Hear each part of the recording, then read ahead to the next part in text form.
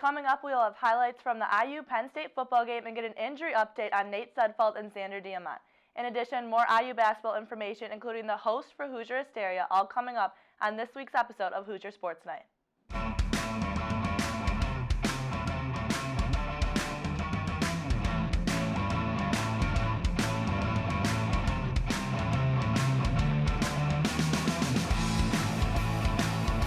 Welcome to tonight's episode of Hoosier Sports Night. I'm Carly Murata.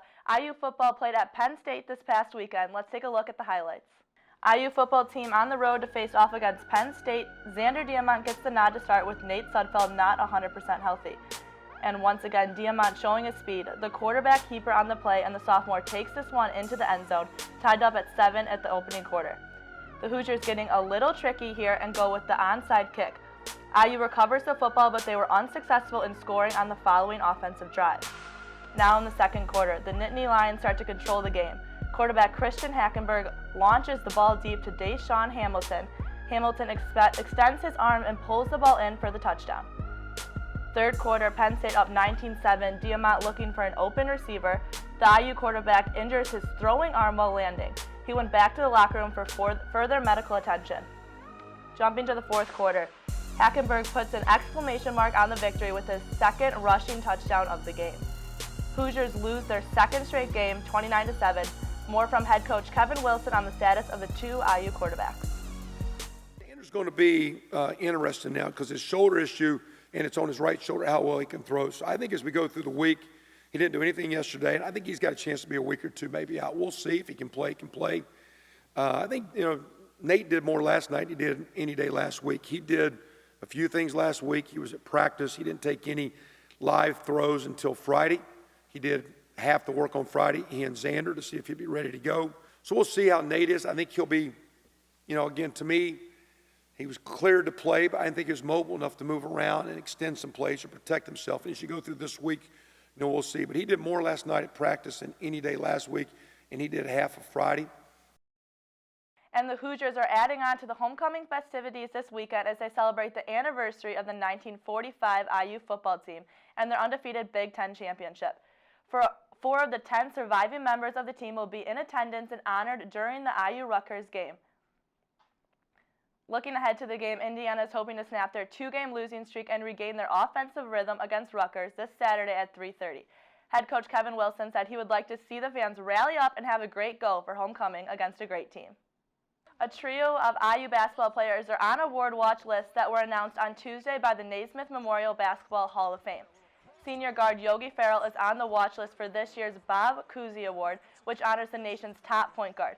Sophomore guard James Blackman Jr. was named to the watch list for the 2016 Jerry West Shooting Guard of the Year Award, while junior forward Troy Williams was named to the watch list for the 2016 Julius Erving Award, which honors the nation's top small forward. The conference announced the 2015-16 preseason All-Big Ten team. IU guards Yogi Ferrell and James Blackman Jr. were among the 10 players selected for preseason honor. Also, the CBSSports.com 2015-16 preseason poll ranked the Hoosiers 13th heading into the season. With 4 starters returning from a team that made its 38th NCAA tournament appearance last year, the Hoosiers are expected to finish as one of the best teams in the Big Ten Conference. And on Wednesday, the host for Hoosier Hysteria was announced. Indiana graduate and co-anchor for E! News, Kat Sadler, will be hosting the event. Sadler said, "I've interviewed A-listers like Clooney, been on the red carpet at the Oscars, and covered Paris Fashion Week for E! News, but I'm pretty sure this experience will rank as one of my all-time career highs." One squad at Indiana is putting no less than 41 points on the scoreboard each game while holding opponents to only 6 points, including 3 shutouts. Sports reporter Jock Rozier has more.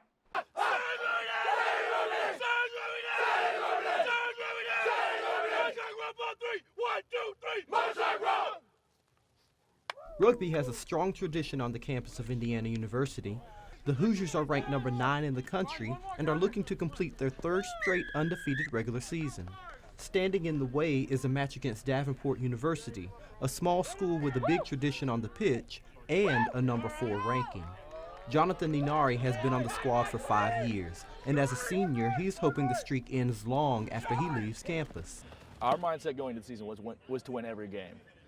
Never leave anything in doubt on the field and take care of business. So far, we've been able to do that. We just hope keep it going. And Most of the offense is coordinated by a position called the scrum half. On Indiana's team, that designation belongs to Jacob Garwood. You could tell by how we play. We're really intense the whole time. We're fierce competitors, and I mean, it's just our goal to always come out on top. The Hoosiers also boast an All-American. Jake Hidalgo has only been playing this sport for 2 years, but he is one of the team's scoring leaders. With this group of guys, it's real special. I don't think if I was on any other team, I don't think I'd be the player that I am now. I think having that experience from all those guys, really, allowed me to ask questions, get answers to the things that I didn't understand about the game. The players scored 123 against Iowa, their second time this season scoring more than 100 points. Against Ball State, they totaled 151-0. If you plan to attend the game on Saturday, here are a few things to help you understand what you're watching.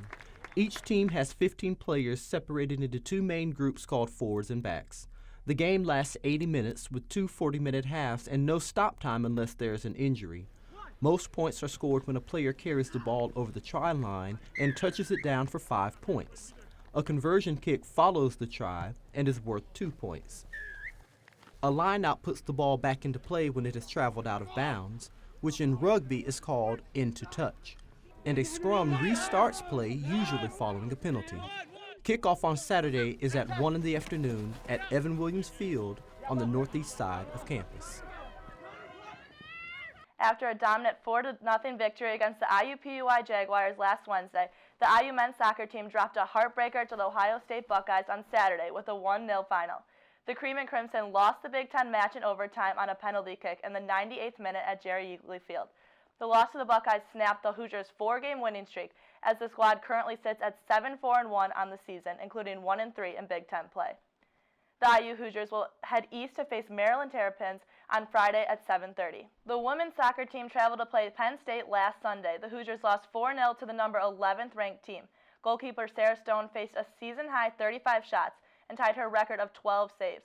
The Hoosiers return home to face Maryland on Thursday and Ohio State on Sunday. Coming off a first-place finish by the men's cross-country team at Princeton Interregional, the team will next travel October 16th and 17th in a pair of meets. The first will be the Adidas Invitational at Wisconsin, followed by the pre-national invite at Louisville. Brandon Farkas talked with Coach Ron Helmer and a few runners about the upcoming weekend for the team.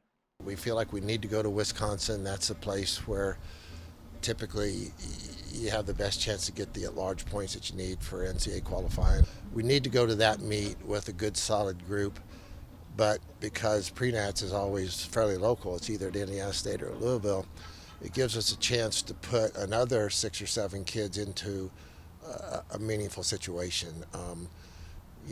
They don't have to go to Wisconsin and run in the open race.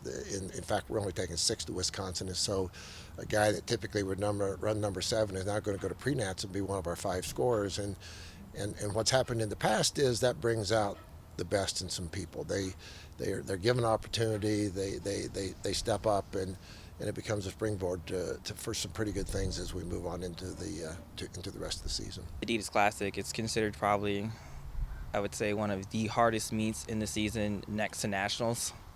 So pretty much the top people in this meet are almost automatically going to be at Nationals. This is pretty much what this meet's all about. It's like the 2 big meets, like Wisco and pre-nats, and obviously, there's a lot of excitement about pre-nats just because it is where you run Nationals. So a lot of people want to go there, but a lot of ranked teams go to Wisconsin too. It's not, you're not really going to a bad meet. They're both really good choices, really good picks to go to. The Hoosiers traveled to Purdue last Saturday for a matchup against the Boilermakers. Despite senior Amelia Anderson having 15 kills, the Hoosiers lost in 3 sets. Anderson is getting close to the thousands mark as she currently has 986 kills on her career. IU will be on the road this weekend to take on Penn State on October 16th and Ohio State on October 18th. Check it out. Last night, former IU baseball standout Kyle Schwarber hit a ball to the moon in the Cubs' series-clinching win over St. Louis Cardinals. Well, the ball didn't actually hit the moon, but it did land on the top of the scoreboard. On Wednesday, the Cubs confirmed that it was the same ball Schwarber hit, and the organization announced that they would be leaving the ball right where it was found. Kyle Schwarber is the first rookie in Cubs history to hit 3 home runs in a single postseason. It took the former Hoosier just 4 games to reach that historic mark as the team awaits to play the winner of the Mets-Dodgers series for the Game 1 of NLCS. The best part about the monster homer is that apparently the left-handed slugger predicted it before his hit at bat. Kyle, Dexter Fowler's telling people in the clubhouse that you called your home run. Is that true? Yeah. We were out in center field, and Joe was making a pitching change, and I was just joking around. I said, I'm going to hit a home run off this guy, and he's like, we'll do it. And there you go.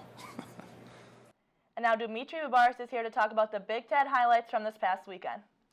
Yeah, thanks, Carly. All 14 Big Ten teams were in action on Saturday. There really weren't any marquee matchups. Northwestern and Michigan was probably the biggest game of the week, and that was a one-sided contest. 5 Big Ten teams sit inside the AP Top 25. 3 of those teams are still undefeated. We start with number 13 Northwestern at number 18 Michigan. Both undefeated coming into Saturday, but that would change for one. Opening kickoff, and this is how you set the tone. J.U. Chesson, 96 yards all the way to the house. Michigan wouldn't look back from there. In the second, Clayton Thorson dropping back and looking downfield. He's picked off by Jordan Lewis. Tough to blame that one on Thorson, but it goes for 6 the other way. Michigan's defense continues to dominate, 28-0 Wolverines. Late fourth quarter, and the Wolverines not done yet. Derek Green punches it in, and Michigan wins 38-0. Third straight shutout for the Maize and Blue, and they jump to 12 in the AP. All right, Wisconsin at Nebraska. We pick things up with Wisconsin down 2, under a minute in the fourth, and Joel Stavi finds tight end Troy Fumagalli over the middle, and the Badgers are in business. Rafael Gaglione missed twice earlier, so a chance to redeem himself here, and from 46 yards out, he does it. Badgers win 23-21, and how about this? Nebraska's 4 losses, they've been by a combined 11 points. Number 22, Iowa, trying to stay perfect at home against Illinois. Jump to the third, and Jordan Canzeri is off to the races. 75 yards for the score, and Iowa up 23-10. A school record 43 carries for Canzeri Saturday. Early fourth, and Illinois putting up a fight. The Illini already have 2 fourth-quarter comebacks this season, and West Lunt wants a third. 53 yards to Geronimo Allison, and we've got a ball game. Iowa up 6 in the fourth, and Illinois' Keyshawn Vaughn coughs up the football. Hawkeyes recover. They win 29-20, and Iowa is 6-0 for the first time since 2009. Maryland in Columbus to take on the top-ranked Buckeyes. Midway through the third, tied at 21, and you've got to admire the pocket presence from Cardale Jones. He connects with Jalen Marshall for the 48-yard score later in the third, and here's J.T. Barrett punching in the keeper from a yard out. 35-21 Buckeyes. Barrett with 3 rushing scores on Saturday. Ezekiel Elliott adds 2 more. Here's one of them. Ohio State wins 49-28. Randy Edsall fired as Maryland's head coach on Sunday. Minnesota at Purdue, and the Gophers just ran away with this one in the second half. Late third, Jalen Myrick picks off David Blau and takes it 27 yards for the score. Third pick of the day thrown by Blau. Minnesota wins big, 41-13. The nightcap on Saturday, number 4 Michigan State at Rutgers. Leonte Carew off suspension, and you can bet that Chris Laviano is happy to have his star receiver back. Third touchdown reception of the day for Carew. All right, a minute to play, and L.J. Scott punches it in from 3 yards out. Spartans up 7 after the extra point, but here comes Rutgers. 3rd and 10, Laviano rolls out to buy time.